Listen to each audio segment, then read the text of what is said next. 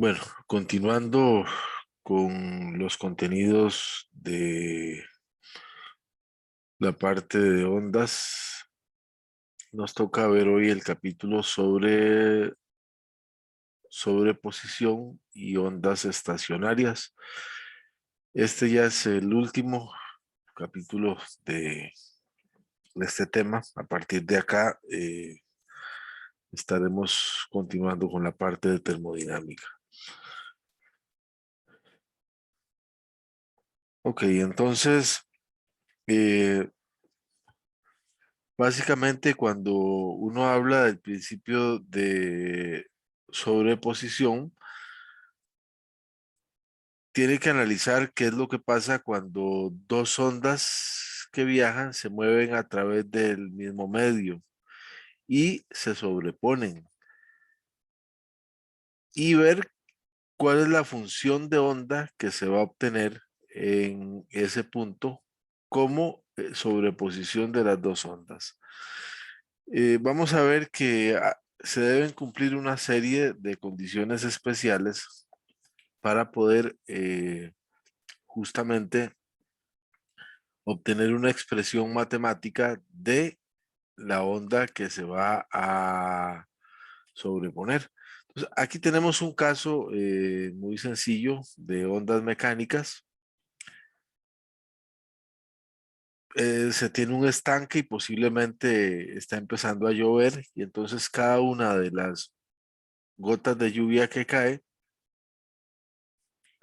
va a crear un patrón de ondas y hay zonas como esta de acá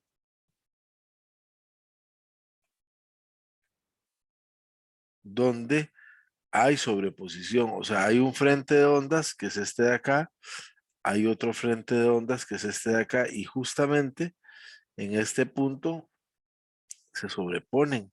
Lo mismo podríamos decir acá y acá también, aquí hay un patrón de ondas muy definido y está este otro patrón de ondas muy definido. Entonces vamos a ver bajo qué condiciones podemos sumar matemáticamente esas ondas. Aquí tenemos también sobreposición. Tenemos un frente de ondas acá, un frente de ondas acá y un frente de ondas acá. Entonces aquí más bien hay sobreposición de tres ondas. Entonces, hoy justamente eso es lo que vamos a ver. Bajo qué condiciones podemos encontrar una ecuación que me permita obtener esa sobreposición. Bueno, tenemos el caso de interferencia. Una onda viaja hacia la derecha, otra onda viaja hacia la izquierda. Cada una está perfectamente definida. O sea, esta onda tiene una ecuación de onda. Esta onda que está aquí también tiene una ecuación de onda. Llega un momento en el cual existe interferencia entre Y1 y Y2 y en este caso se suman y después Y1 continúa como si nada hubiera pasado y Y2 continúa como si nada hubiera sucedido también. A, esta, a este caso en el cual cuando dos ondas se sobreponen e interfieren y la onda que se obtiene es mayor que cualquiera de las dos, esto se llama interferencia constructiva.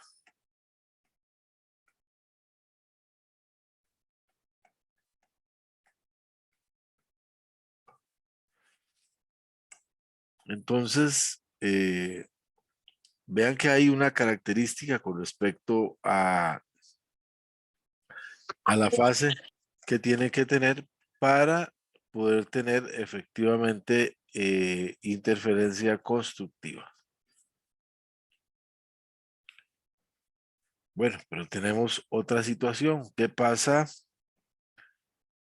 si ahora las ondas vienen con diferente fase? Nuevamente vemos aquí cómo Y1 se mueve hacia la derecha y Y2 se mueve hacia la izquierda, pero la fase de Y1 y la fase de Y2 difiere por 180 grados. Entonces se empiezan a encontrar Y1 y Y2 en el mismo medio y aquí más bien la onda que se obtiene es una resta de Y1 y Y2. O sea, Y1 más Y2 produce una amplitud menor que cualquiera de las dos. Después de que se acaba este patrón de interferencia, entonces Y1 continúa como si nada y Y2 continúa como si nada. A este tipo de interferencia se le llama interferencia destructiva.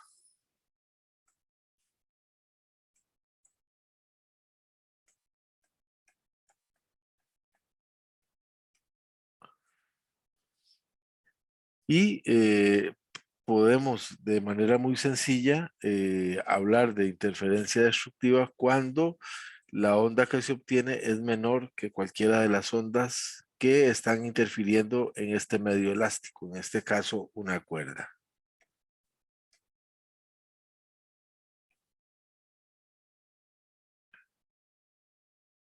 Bueno, vamos a ver qué pasa con la sobreposición de ondas estacionales. Y vean que lo que vamos a hacer es sumar dos ondas cuya única diferencia es el ángulo de fase.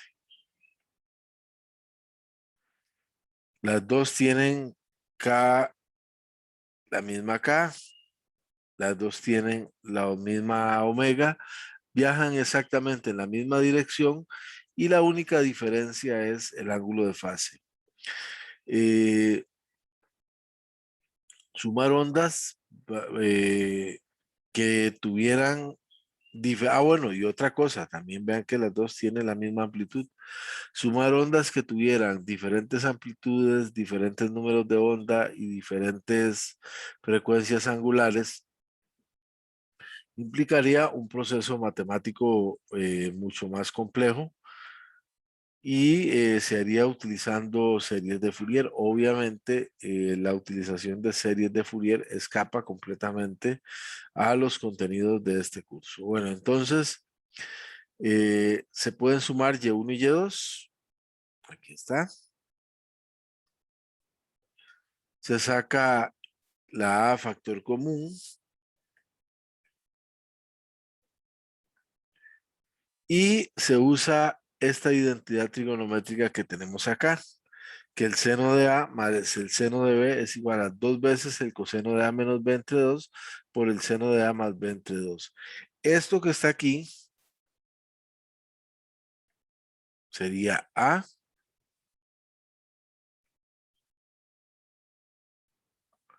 y esto que está aquí sería B. Entonces, se usa la identidad trigonométrica y aplicándola se obtiene que Y es igual a 2A coseno de phi medios por el seno de kx menos omega t más phi medios. Y esta ecuación es realmente la que nos va a interesar.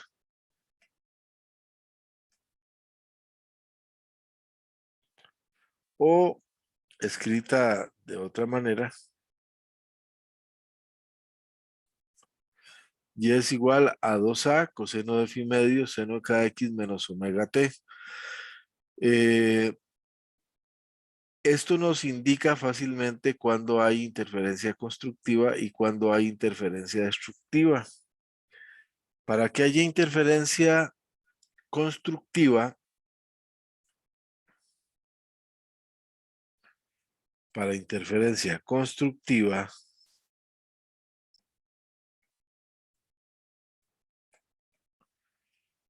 necesitamos que phi medios sea igual a 1. Y entonces, si phi medios es igual a 1, perdón, no phi medios, coseno de phi medios, pero vamos a borrar esto.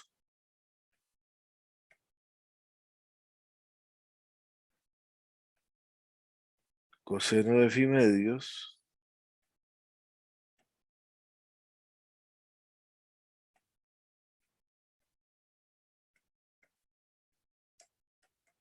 igual 1.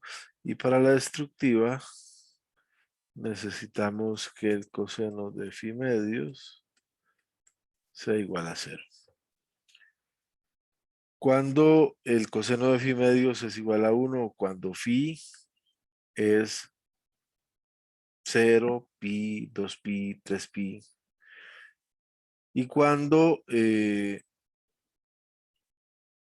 o sea, cuando phi es 0 y cuando el coseno de 0, cuando phi es igual a pi, porque pi entre 2 sería pi medios, 2pi medios, 3pi medios. Entonces, cuando la diferencia de fase es 0, que fue más o menos el primer caso que les presenté, vamos a tener interferencia constructiva. Y cuando el ángulo de fase sea de 180, entonces vamos a tener que la interferencia es completamente destructiva. Y bueno, esto era justamente lo que les decía, coseno de phi medios igual más menos 1, phi es igual 0, 2pi, 4pi. Y para coseno de phi medios igual 0, entonces phi tendría que ser pi, y ahí vamos. Aquí hay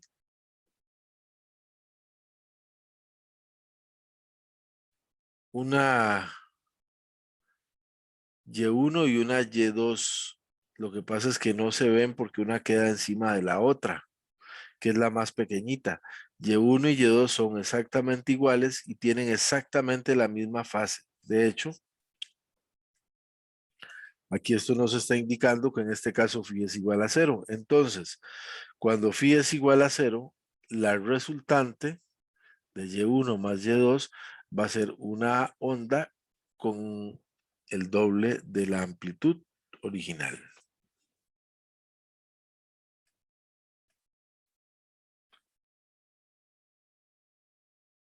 Y veamos este caso de Y1 y Y2. Y1 es esta de acá, arriba. Y2 es esta de acá. Vean que el ángulo de fase es 180 grados. Y aquí queda Y sobre el eje de las X. O sea, ahí tendríamos una interferencia completamente destructiva. De tal manera que efectivamente la onda resultante, que es esta de aquí Y, que es Y1 más Y2, me da 0.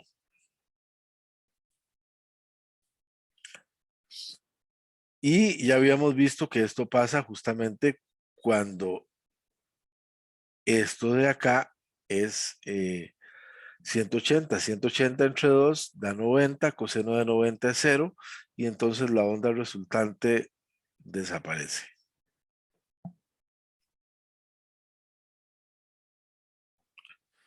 Aquí tenemos un ángulo de fase de 60 grados. La onda resultante no tiene el doble de la amplitud de las ondas originales, a pesar de que podemos ver que Y1, que es esta de acá, aquí está bien señalada.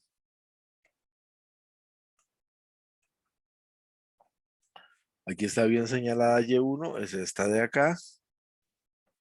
Está bien señalada la Y2, que es esta otra de acá.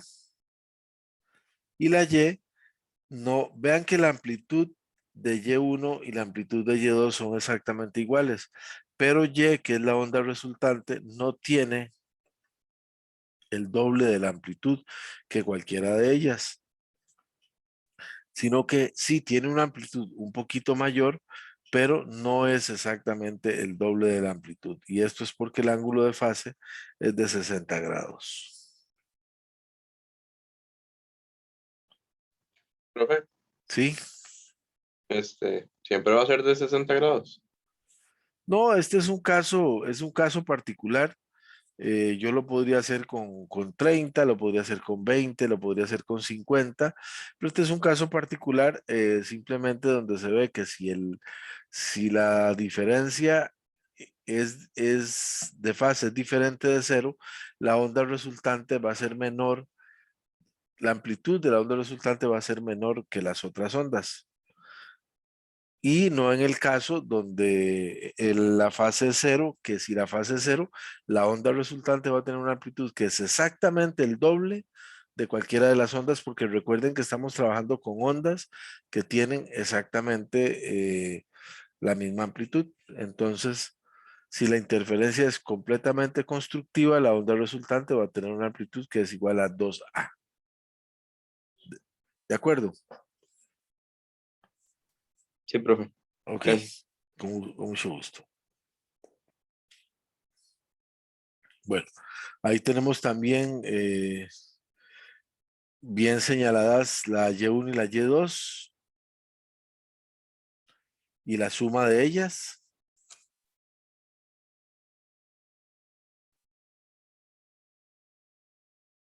Aquí está la Y1, que es esta que viene por acá.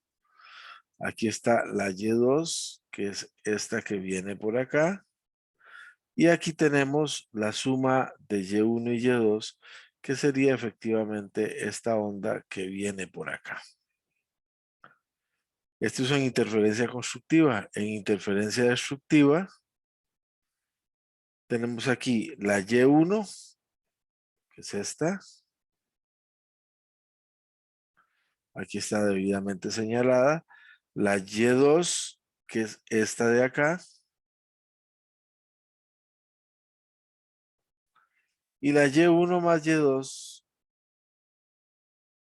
donde se puede ver claramente que la amplitud es menor que cualquiera de la amplitud de ellas. Entonces, eso implicaría que estemos con interferencia destructiva. Profe, Sí, y esa, digamos, esa siempre va a cero cuando es destructiva, si es completamente destructiva, da cero. O pero sea, esa no, digamos. no, no, no, esa no, esa no.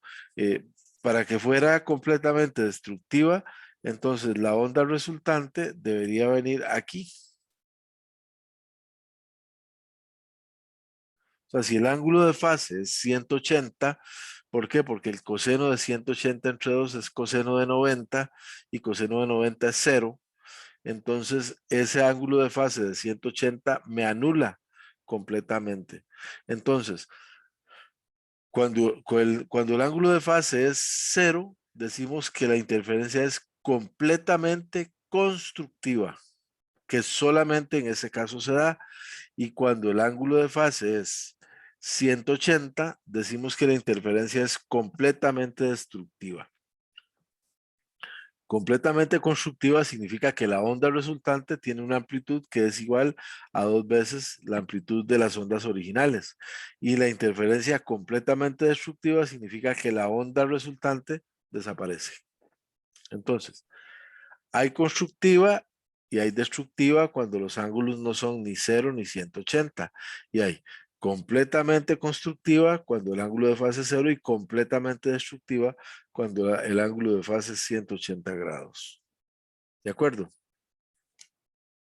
Gracias, profe. Con gusto.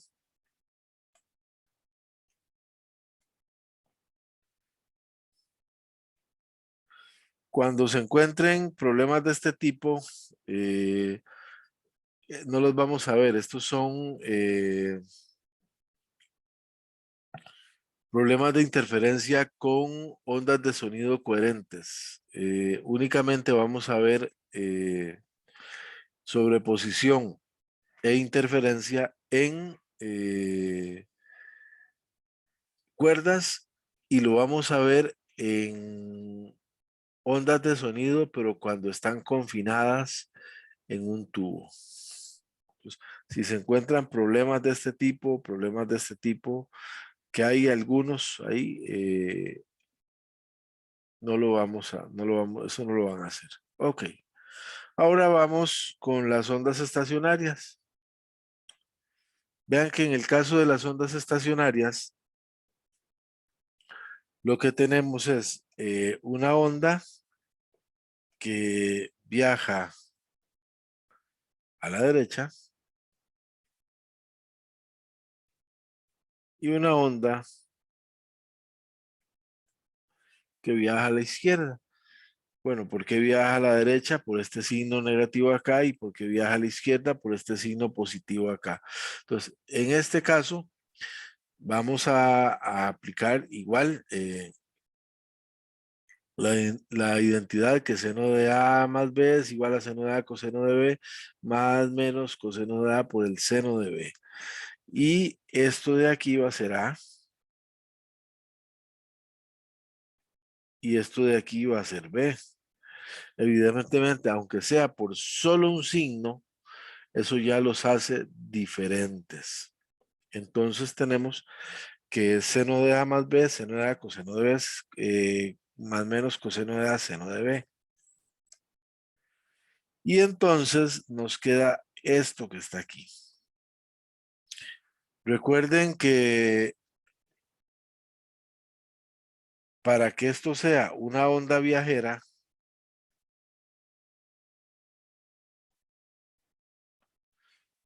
tiene que contener la expresión x menos vt. Pero vean que aquí ni esta contiene el x menos vt, ni esta contiene el x menos vt, sino que, por decirlo de alguna manera, este término de acá, que es justamente el que hace las ondas estacionarias, las ondas viajeras, queda desacoplado. Entonces, esta ecuación que está aquí no es la ecuación de esto que está aquí, no es la ecuación de una onda viajera, porque la onda viajera tiene que tener esto. Y esta, bajo ninguna circunstancia, tiene ese x menos vt. Y esta que está aquí se llama una onda estacionaria.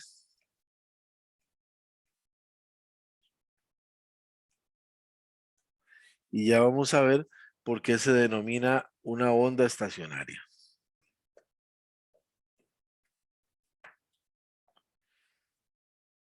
Básicamente, el 2a seno de kx va a quedar, por decirlo de alguna manera, modulado por el coseno de omega t. Y entonces, lo que me va a producir es una onda de este tipo con un patrón de nodos y antinodos. La onda estacionaria, véanlo aquí donde está, el kx,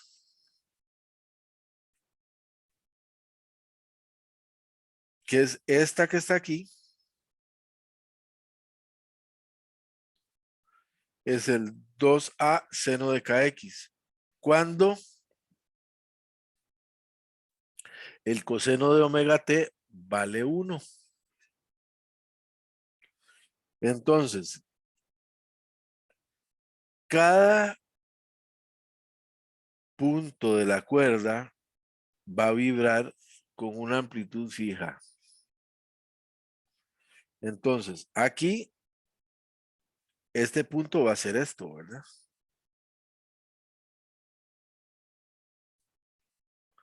Va a vibrar con esta amplitud.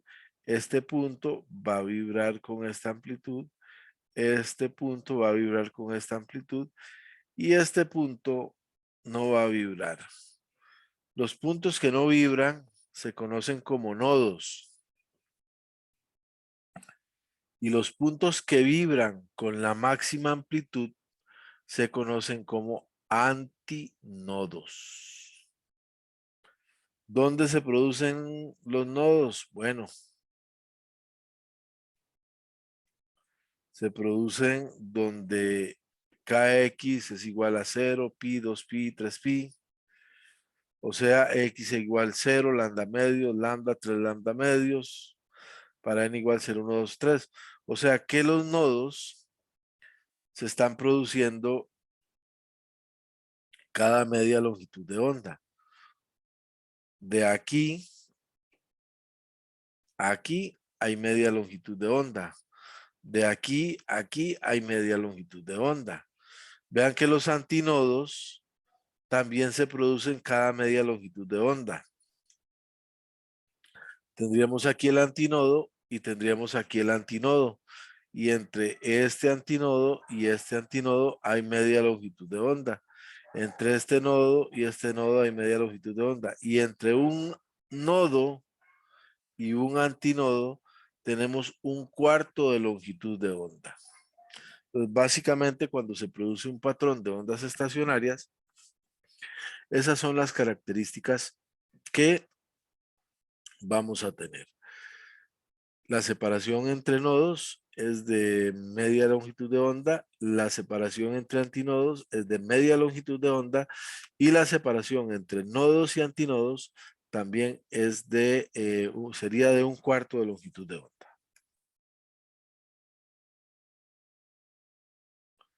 Bueno, aquí tenemos justamente eso, ¿verdad? Que los nodos es cuando kx vale 0pi, 2pi, 3pi, y entonces x igual 0, lambda medios, lambda 3 lambda medios, hasta n lambda medios con n igual 0, 1, 2, 3. Y los antinodos se producen cuando kx sea pi medios, 3 pi medios, 5 pi medios, o sea, x igual lambda cuartos, 3 lambda cuartos, 5 lambda cuartos, o n lambda cuartos para n igual 1, 3, 5. Aquí no aplica el 0.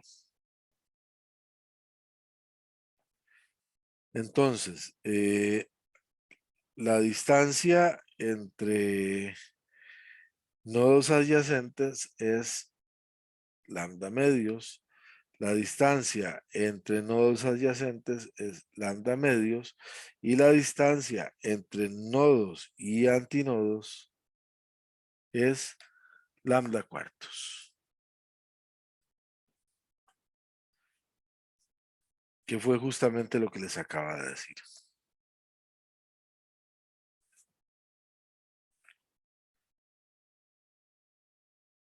Bueno, aquí tenemos diferentes casos para diferentes periodos y justamente lo que habíamos estado hablando de la interferencia constructiva destructiva. Si yo tengo Y1 hacia allá y Y2 hacia allá, vean que las dos tienen exactamente la misma fase. Entonces, igual los nodos se me van a presentar, perdón, los antinodos en los puntos de las crestas, los nodos en estos puntos de acá y aquí tendríamos los antinodos y los nodos. Si la diferencia de fase es exactamente 0, entonces la onda resultante me da esto. Y aquí tendríamos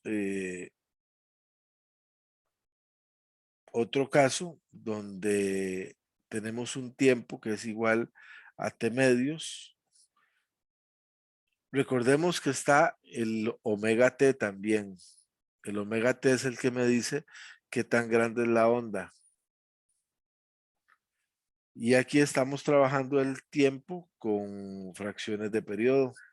Y aquí nuevamente para t igual t medios, tenemos interferencia completamente constructiva.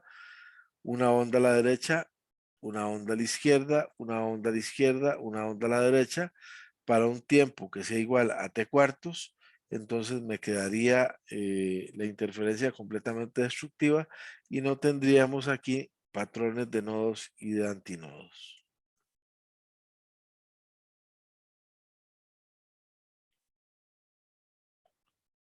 Bueno, vamos a ver un poquito lo que son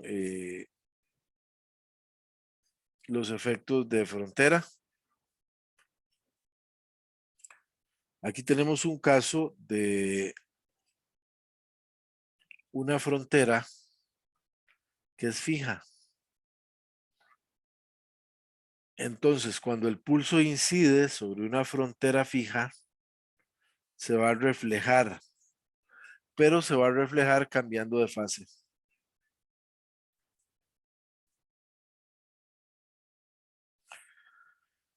Aquí tenemos un caso de una frontera móvil. En la frontera móvil, este anillo puede oscilar sobre esta barra que está acá. Entonces, cuando la frontera es móvil, la onda encuentra la frontera y el pulso se refleja manteniendo la fase. Ahora tenemos, estos son efectos única y exclusivamente de reflexión. Aquí tenemos un poco de reflexión y tenemos un poco de transmisión.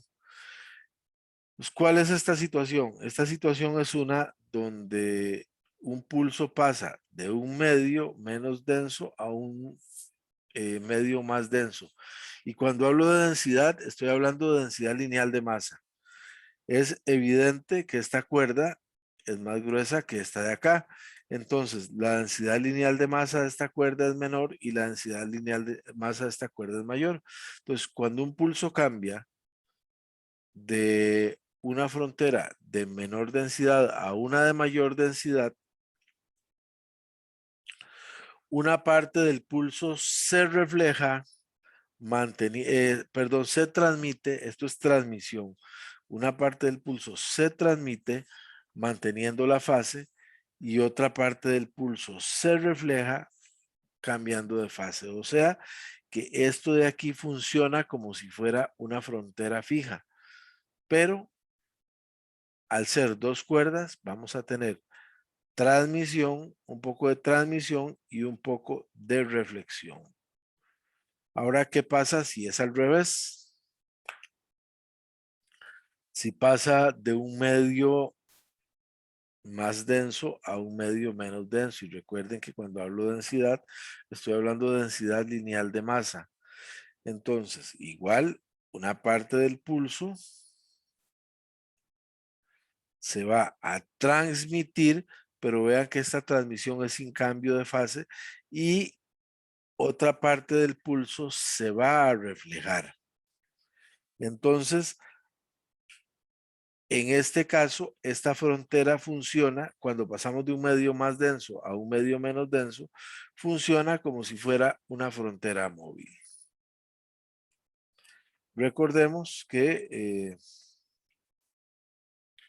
la velocidad para las ondas en cuerdas es igual a T entre mu, o sea, la tensión a la que está sometida la cuerda dividido entre la densidad lineal de masa, la raíz cuadrada de eso. Bueno,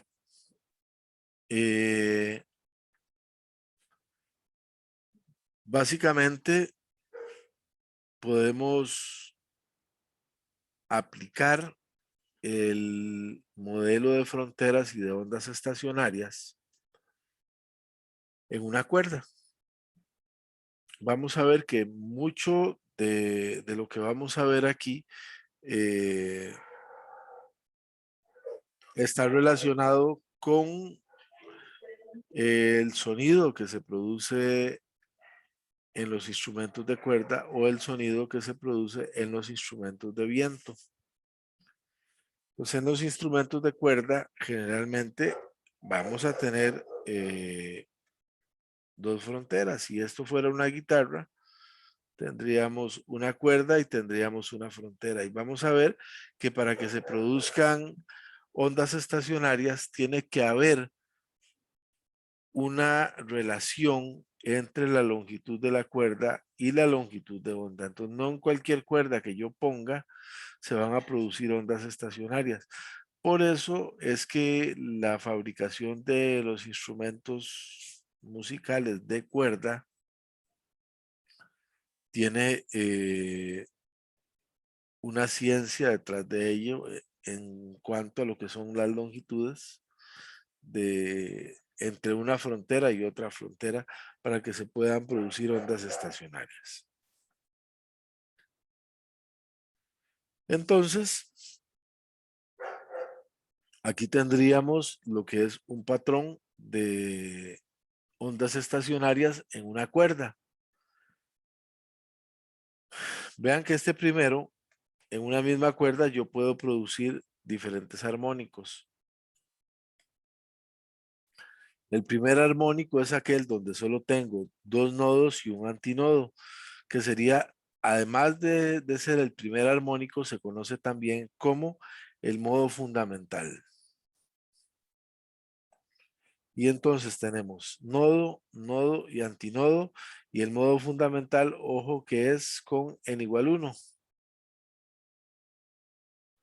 Y entonces la longitud de la cuerda tiene que ser igual a lambda medios. O sea, de aquí a aquí hay lambda medios. En el segundo armónico tenemos nodo, nodo, nodo y tenemos dos antinodos. Vean que el armónico me dice cuántos antinodos yo tengo que tener. Entonces, para el primer armónico tengo un antinodo. Para el segundo armónico tengo dos antinodos. Para el tercer armónico tengo tres antinodos. Y siempre la suma, los nodos que voy a tener es el número de antinodos más uno. Entonces, si aquí tengo uno, dos antinodos, tengo uno, dos, tres nodos. Si aquí tengo uno, dos, tres antinodos, aquí tengo uno, dos, tres, cuatro nodos. Entonces, la relación que hay entre la longitud de onda y la cuerda es que lambda debe ser igual a 2L entre N. O también yo lo puedo, si yo quiero, lo puedo poner al revés. Podría decir que L es igual a N lambda entre 2. Entonces, puedo tener la relación que hay entre la longitud de la cuerda y la longitud de onda. Lo puedo tener en función de la longitud de onda o lo puedo tener en función de la longitud de la cuerda. Ojo que aquí ya está hecho un cálculo para n igual 1. Entonces, L es igual 1/2 de lambda. Para n igual 2, L es igual a lambda. Y para n igual 3, L es igual a 3/2 de lambda.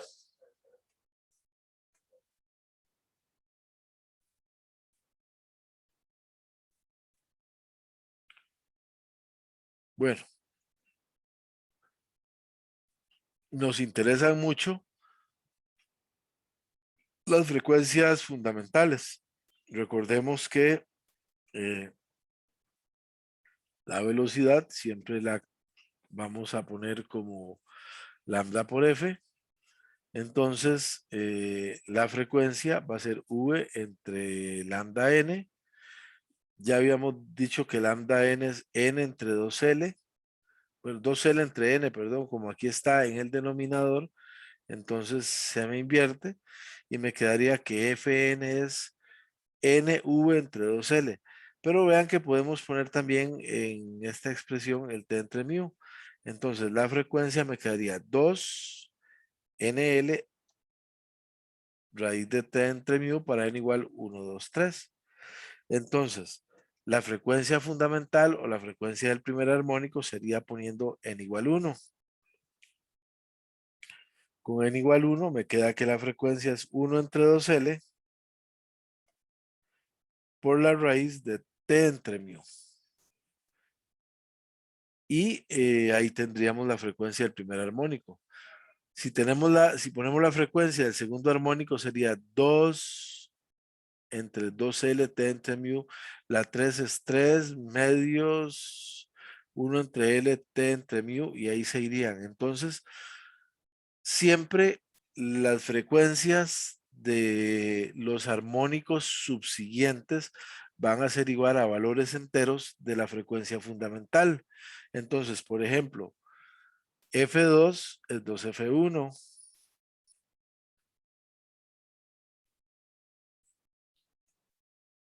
Podemos decir F2 es igual a 2F1. F3 es 3F1. F4 igual 4F1. O sea, las frecuencias fundamentales siempre van a ser valores enteros de la frecuencia del primer armónico. Pues tendríamos aquí podríamos poner la F1 y la relación que hay con la F2, con la F3. Si yo quiero la F10,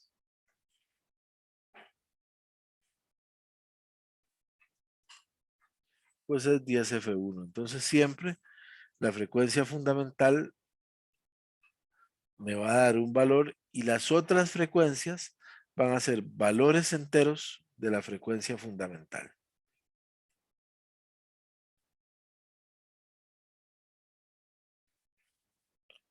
Bueno, como les había mencionado anteriormente, uno de los, quizá el instrumento de cuerda más popular a nivel mundial es la guitarra. Y en la guitarra están las condiciones de frontera, porque tenemos una frontera fija aquí y una frontera fija aquí. Entonces, una cuerda se pulsa, las ondas viajan acá. Esta frontera hace que se devuelvan, esta frontera hace que se devuelvan, y entonces tenemos una gran cantidad de ondas viajando a la derecha, una gran cantidad de ondas viajando a la izquierda, interfieren entre ellas y producen un patrón de ondas estacionarias de nodos y antinodos. Y cada una de esas cuerdas tiene una frecuencia diferente, una frecuencia fundamental diferente. La frecuencia fundamental sería pulsando las cuerdas sin poner el dedo en ninguno de los trastes, porque entonces tendríamos aquí un nodo, aquí tendríamos el otro nodo y ahí, por ahí de la mitad de la cuerda, tendríamos el antinodo. Entonces, sin poner el dedo en ningún lugar, en esta guitarra, cada vez que yo pulso una cuerda, estaría tocando justamente el primer armónico, la frecuencia fundamental.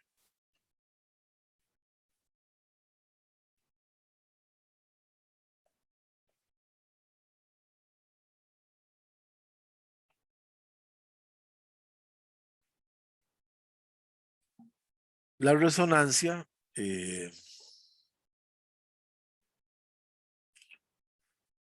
tiene que ver cuando un objeto cualquiera vibra con su frecuencia natural.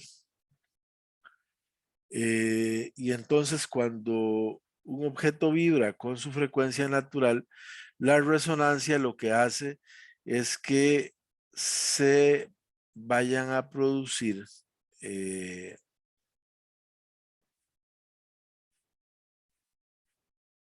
ondas cuya amplitud sea la más grande posible. Esto es muy, ahora tal vez después del receso les voy a mostrar un video. Esto es, no voy a decir que es común, pero esto se presenta mucho durante los sismos. Durante un sismo hay ondas que se producen con una frecuencia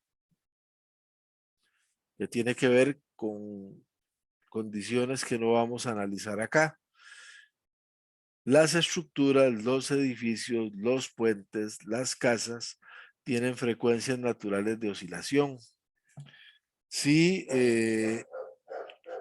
estos edificios o estas casas o estos puentes no tienen mecanismos de disipación de energía y sucede que una de las ondas del sismo tiene una frecuencia natural de oscilación exactamente igual a la de esa estructura, entonces se va a presentar un fenómeno de resonancia y entonces la amplitud de la oscilación va a ser mayor y repito, si no hay mecanismos de disipación de energía, la probabilidad de que el edificio colapse es muy grande. Después del receso, que ya casi lo vamos a hacer, les voy, como les dije, les voy a mostrar un caso de resonancia. Tal vez alguno ya lo ha visto, que es el caso del puente de Tacoma Narrows, que se cayó porque empezó a oscilar con su frecuencia natural debido al viento que pasaba por él. Bueno, además de eso, también hay un error de ingeniería en la construcción del puente que hizo que sucediera esa situación. Bueno, yo creo que voy a hacer el receso en este momento antes de comenzar con las ondas estacionarias en columnas de aire. Entonces, nos vemos más o menos en unos 10, 12 minutos y voy a ver si les preparo el video. Bueno, vamos a ver ahora lo que son las ondas estacionarias en columnas de aire. Y aquí hay un efecto muy parecido a lo que sucede en las cuerdas. La única diferencia significativa que vamos a tener es la velocidad a la que se propagan las ondas en el aire, que ya sabemos que la velocidad depende de la temperatura. Y en el caso de las cuerdas, va a depender de la tensión y de la densidad lineal de masa. Pero yo también en las columnas de aire puedo poner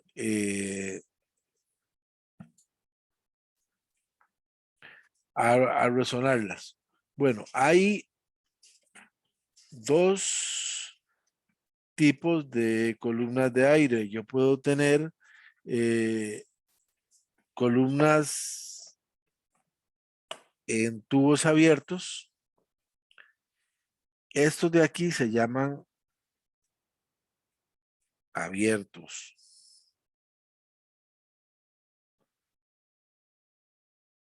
Perdón. Este es un tubo cerrado. Este no es un tubo abierto. Este se conoce como un tubo cerrado. El abierto es el que está abierto por los dos lados. Algunas veces se le dice cerrado, se le puede decir semi cerrado.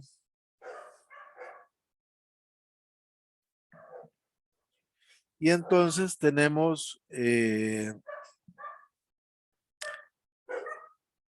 aquí hay en esta presentación hay un error, porque esto que está aquí es para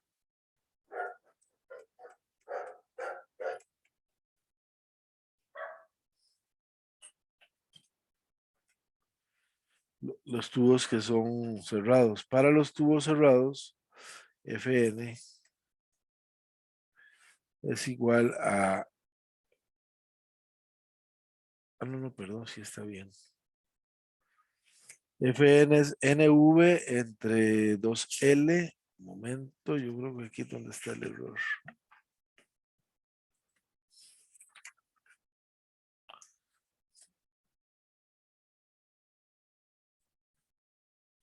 No, sí está, eso está malo.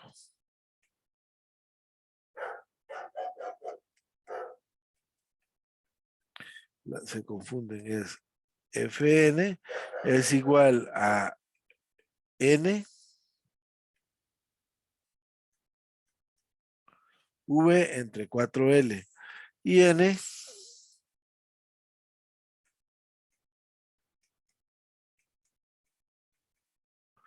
es 1, 3, 5, 7, solamente números impares. Entonces, para los tubos que son cerrados o semiabiertos, no existen frecuencias que sean números pares de la frecuencia fundamental. Tenemos la frecuencia fundamental que es n igual 1, que sería V entre 4L, donde L obviamente va a ser la longitud del tubo y V va a ser la velocidad del sonido. La velocidad del sonido, recordemos que depende de la temperatura del aire, pero a 20 grados se considera que es 343 metros por segundo. Entonces, en un tubo como este no tenemos frecuencias que sean valores pares, o tenemos el primer armónico, o tenemos el tercer armónico, o tenemos el quinto armónico. Vean que no existe un n igual 2, o no existe un n igual 4, o no existiría un n igual 6.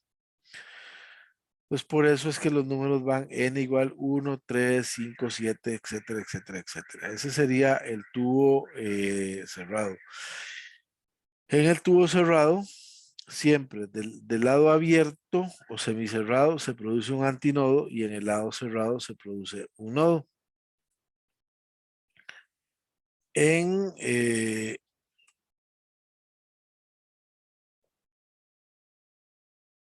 aquí es donde está el error. Dice tubo abierto en ambos lados y lo ponen al revés.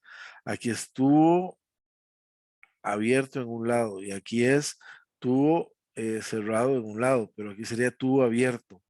Y el FN, este que está aquí, si yo lo quiero poner como 1, 3, 5, 7, este es para el del otro lado, ¿verdad? Este es para el tubo cerrado.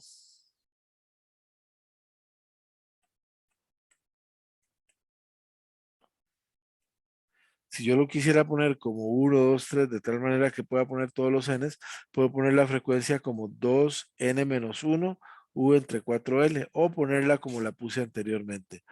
Para el tubo que es abierto, el FN,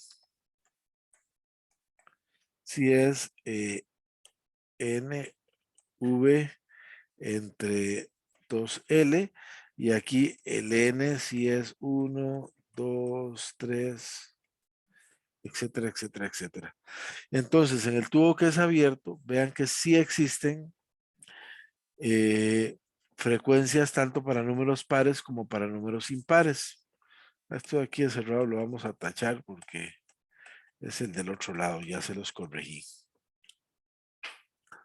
Entonces puedo tener, vean aquí donde está, primer armónico, segundo armónico, tercer armónico,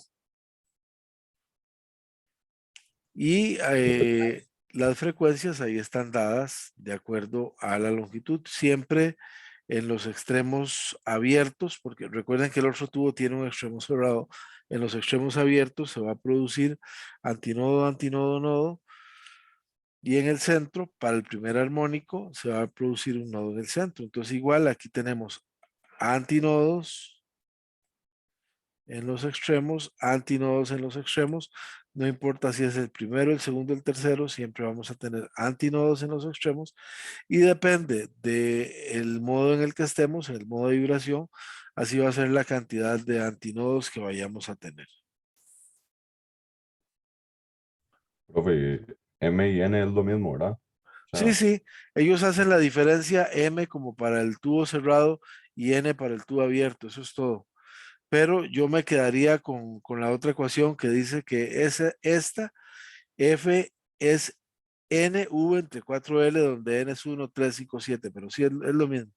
Es solo como para hacer una diferencia entre los cerrados o los semiabiertos y los abiertos.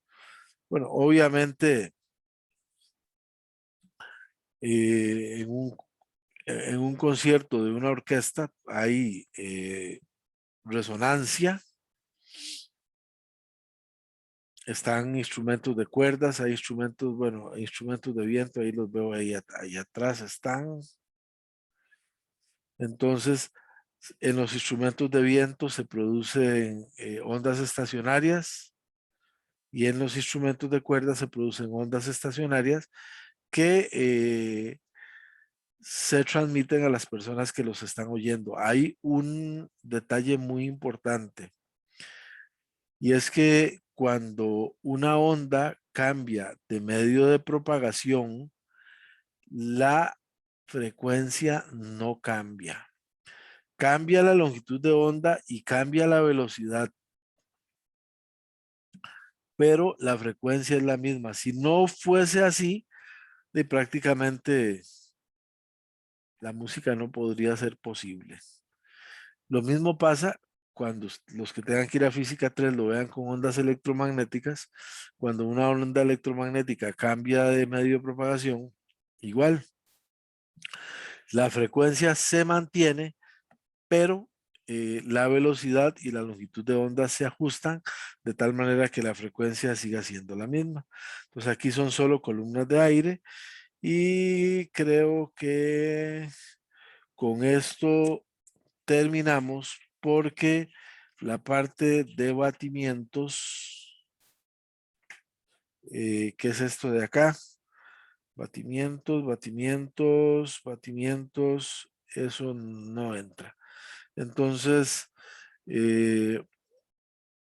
Batimientos, esto no.